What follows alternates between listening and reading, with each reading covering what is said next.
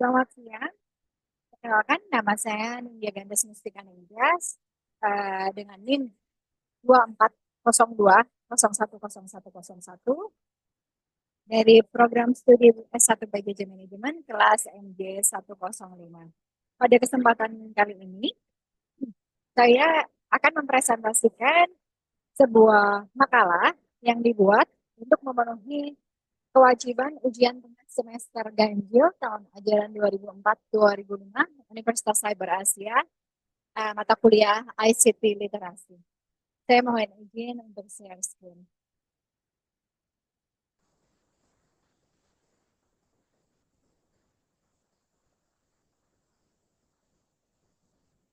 Baik, untuk kesempatan kali ini saya akan mempresentasikan tentang kebocoran data di negara Republik Indonesia dengan link yang sudah diberikan oleh dosen pengampu saya, yaitu Bapak Joko Suharyanto dari Databox, yakni tentang kebocoran data RI terbanyak dari sektor pemerintahan.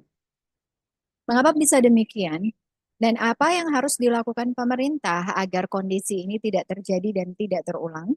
Dan apa yang harus dilakukan oleh masyarakat agar kondisi ini tidak terjadi?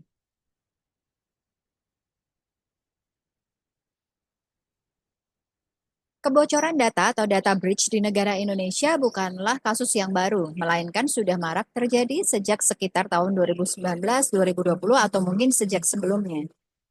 Lalu, apa yang menyebabkan data Indonesia mudah sekali diretas dan diperjualbelikan? Dalam presentasi ini, saya akan mencoba merangkum dan menyimpulkan mengenai langkah yang bisa diambil oleh pemerintah dan masyarakat untuk pencegahan terkait penyebab kebocoran data tersebut.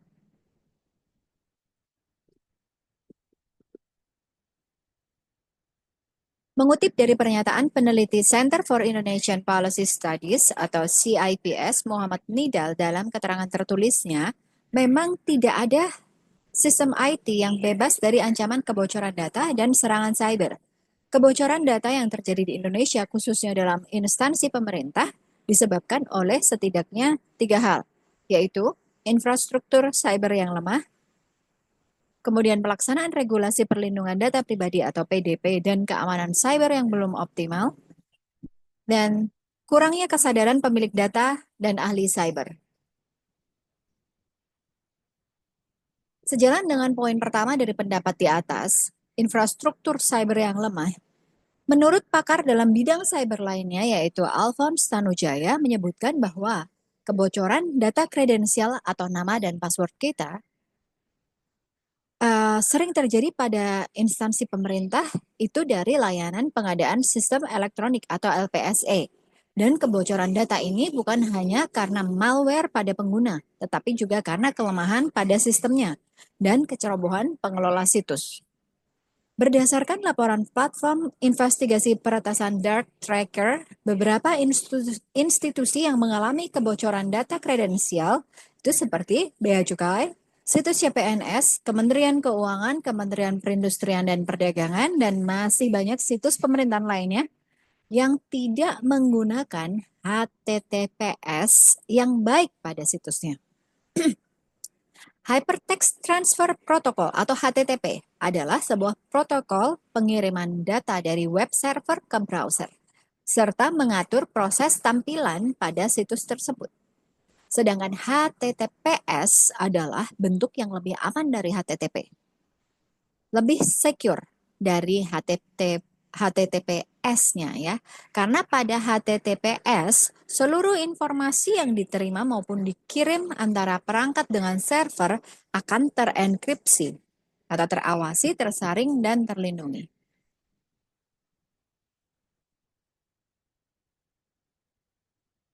Kemudian berikutnya, pelaksanaan peraturan cyber security yang belum optimal. Pemerintah telah menyusun beberapa kebijakan dan peraturan terkait hal ini.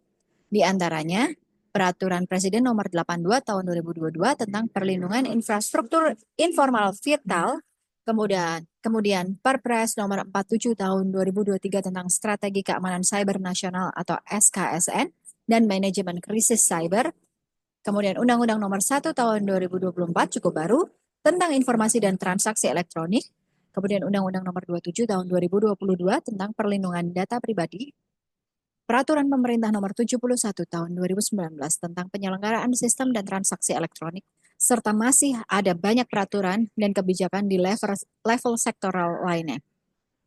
Namun dari sekian banyak peraturan, apakah semuanya itu sudah tersosialisasikan dengan baik kepada masyarakat? Dan apakah terimplementasi dengan baik? Yakni, apabila ada pengaduan mengenai kebocoran data maupun kejahatan cyber, apakah ada tindakan dan atau sanksi yang jelas, tegas, dan benar-benar ditegakkan? Kemudian kurangnya kesadaran masyarakat dan ahli cyber. Masyarakat, terdapat 3 golongan masyarakat di sini. Yang pertama adalah golongan masyarakat yang tidak mengerti akan persoalan kebocoran data dan dampaknya bagi mereka. Kemudian golongan masyarakat yang abai akan persoalan kebocoran data. Dan yang terakhir adalah golongan masyarakat yang skeptis dan cenderung menyalahkan pemerintahan atas kebocoran data yang terjadi. Kemudian yang kedua, dari sisi pemerintah atau ahli cyber. Dalam hal cyber security, sebetulnya pemerintah sudah memiliki kelembagaan dan peraturan yang jelas, seperti yang kita bahas sebelumnya, untuk mengatur dan melindungi data pribadi masyarakat. Namun menurut saya pribadi, realisasi dan implementasinya yang masih kurang, ataupun tidak terasa nyata, kejelasan dan ketegasannya. Saya membuat catatan di sini, ahli cyber yang saya maksud itu tidak sekadar orang yang mengerti tentang cyber, namun juga para pembuat keputusan dalam hal cyber. Dalam melakukan riset untuk menyusun presentasi ini, saya juga menemukan hal yang menarik, yakni opini publik atau bagaimana publik atau masyarakat bereaksi mengenai kebocoran data ini. Saya ambil dari sumbernya itu Instagram highlight dari akun e-commerce. Uh, ini gambar yang pertama itu, atau ini sebetulnya berkesinambungan ya, gambar yang pertama dan kedua. Katanya kebocoran dari SIM provider kita itu karena kita tidak bisa mengganti OTP. Kemudian e-commerce ini sampai menggambarkan skema bagaimana sebetulnya OTP itu dikirimkan. Bagaimana kita bisa sebagai masyarakat kita bisa mengganti OTP begitu. Sedangkan OTP itu yang membuat adalah sistem. Ya, di sini himbauan pemerintah dan yang ditanggapi oleh user e-commerce ini. Kemudian berikutnya kebocoran masih dari SIM provider. Dia mengkritisi dari Kemenkominfo. Bukankah yang membuat aturan bahwa setiap kita ingin mendaftarkan SIM provider, kita juga harus provide nomor NIK dan nomor uh, kartu keluarga, begitu. Kemudian gambar yang terakhir ini, saya melihat di sini, saya lihat ini dari LPSE ya, Lembaga Penyelenggara Sistem Elektronik. Baik ketika terjadi kesalahan pemasukan kredensial, akan muncul bar seperti ini yang menyatakan kesalahan di sisi user, hingga juga dikritisi oleh e-commerce ini sebagai ya, Anda benar, ini adalah selalu kesalahan kita, gitu ya. Kemudian berkaitan dengan pencurian data atau kebocoran data oleh peretas. Ini di tahun 2022, Kominfo, pesan Kominfo ke hacker dari suara.com, kalau bisa jangan menyerang. Ini juga masih dari akun e-commerce. Lalu ya, ditanggapi oleh sinis juga ya oleh e-commerce. Kemudian nampaknya yang dicurigai sebagai peretas atau sebagai pembobol data yaitu Bjorka, dia mengirim pesan ke pemerintah Indonesia dan pesannya cukup tidak menyenangkan, ya cukup tidak pantas. Kemudian berkaitan dengan hal tersebut, ada hacker lain yang mencoba atau ikutan geram dengan pemerintah Indonesia yang terkesan lembek mungkin ya, sehingga dia merilis data pribadi dari Kemenkumham. Kemudian lagi ditanggapi oleh pemerintah Indonesia, yakni berita itu tidak benar. Hanya ditanggapi dengan pernyataan. Dan kemudian dibalas lagi dengan Bjorka. Data tidak benar. Data yang dihack oleh hacker yang ini tidak benar.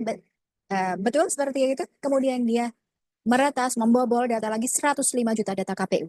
Dan dijual seharga hanya 74 juta. Pertanyaan saya pribadi di sini. Apakah instruksi serta langkah nyata pemerintah dari serentetan kejadian ini? Apa instruksi dari pemerintah dan langkah nyatanya? Selain sekadar hanya klarifikasi dan himbauan kepada peretas untuk tidak menyerang. Sebenarnya pemerintah bisa mengambil banyak sekali langkah karena mereka mempunyai kewenangan, mereka mempunyai eh, kemampuan, dan mereka mempunyai kekuasaan untuk melakukan itu. Peran pemerintah yang pertama, peran kelembagaan. Sebagaimana kita ketahui bahwa aturan sudah dibuat yang sudah dibahas sebelumnya oleh pemerintah, maka hendaknya pemerintah mampu meningkatkan kinerja dan koordinasi antar lembaga untuk menegakkan aturan-aturan tersebut, serta memberikan sosialisasi kepada masyarakat agar masyarakat semakin paham dengan sikap yang harus diambil dan alur pelaporan apabila terjadi kejahatan cyber maupun kebocoran data. Yang kedua, seleksi ketat personel ahli cyber. Penting juga bagi pemerintah untuk menyaring, menyeleksi secara sesama, serta menaikkan standar kualifikasi para ahli cyber yang menduduki jajaran tinggi di bidang keamanan cyber. Kemudian yang terakhir, kontrol dan pengawasan. Melakukan kontrol dan pengawasan secara terus-menerus dan berkesinambungan. Baik kontrol dari atas ke bawah, kontrol antar lembaga, hingga melibatkan peran aktif masyarakat untuk turut serta mengawasi kinerja lembaga cyber dan lapor segera jika menemukan kecurangan dari oknum suatu lembaga. Kemudian peran masyarakat. Masyarakat dapat melakukan hal-hal yang bisa melindungi keamanan data diri masing-masing kok. Di antaranya, yang pertama, buka situs yang aman. Ingat, buka yang HTTPS atau yang ada logo gemboknya. Logo gembok terkunci. Kemudian hati-hati phishing link. Sering kita dapati ya. Sering kita dapatkan, Anda mendapatkan hadiah, tapi buka dulu di link ini. Kemudian dana Anda di e-wallet tertentu harus dikonfirmasi karena ada dana masuk. Buka link ini. Jangan sekali-sekali tergiur dengan phishing link itu karena bisa jadi dia itu hanya ingin kita masuk, kita uh, login, kita memasukkan email dan password, dan itu yang diambil sebagai pencurian data. Kemudian ini yang anak muda sering kecolongan ya, hati-hati dengan WiFi gratis. Jangan asal menyambungkan device kita dengan WiFi publik atau WiFi gratis yang kita temui, karena bisa saja akses poinnya palsu. Hanya meminta kita untuk login sehingga mendapatkan data pribadi kita. Kemudian password. Ini sudah berulang kali diedukasi. Hindari menggunakan data diri sebagai password kita, seperti tanggal lahir, nama keluarga, alamat, dan lain sebagainya. Pakai kombinasi huruf, angka, dan simbol yang unik. Dan ganti password secara berkala. Setiap 3 bulan sekali paling tidak. Kemudian masih bisa lagi kita lakukan untuk pencegahan, batasi personal posting di sosial media. Kemudian atur privasi di setiap sosial media kita. Karena itu fungsinya sebagai filter apa yang boleh orang lihat dan apa yang tidak. Ya, itu kita bisa atur. Kemudian mode incognito. Itu mode baru yang bisa kita coba ya, atau mode penyamaran sebenarnya. Mode ini memungkinkan kita menggunakan browser namun tidak ada riwayat penelusuran sehingga orang lain tidak bisa melihat riwayat penelusuran kita. Menarik kan? Jadi lebih aman kita. Kemudian yang terakhir yang saya rangkum di sini adalah akses kontrol. Setiap kali kita mengunduh aplikasi baru, selalu ada pertanyaan, boleh tidak kita tersambung dengan di mana lokasi Anda? Boleh tidak kita mengakses kamera Anda? Hati-hati dan batasi, lihat kepentingannya. Ya, ini sudah di akhir presentasi saya. Saya punya sedikit pesan, mungkin eh, pesan penutup saja. Untuk demi keamanan data diri pribadi kita dan itu dari kita sendiri. Kita bisa be smart, be safe, be assured, and be secure. Itu saja yang bisa saya sampaikan di presentasi kali ini. Terima kasih banyak.